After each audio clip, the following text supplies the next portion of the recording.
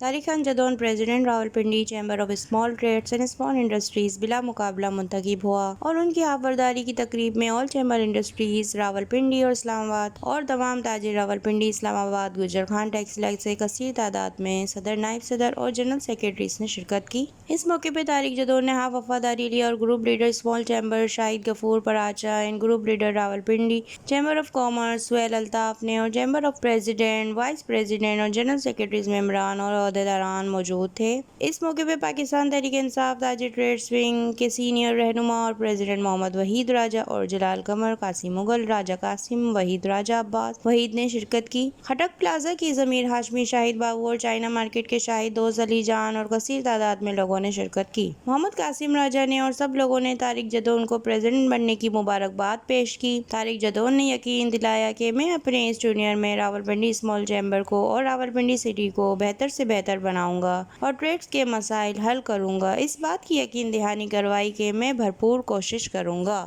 Camera team کے ساتھ Aneela Khan, CNBC city news. اس video کو لائک کریں، ہمارے چینل کو سبسکرائب کر بیل آئیکن ضرور پریس کریں ہماری نیو ویڈیو سب سے پہلے دیکھنے کے لیے۔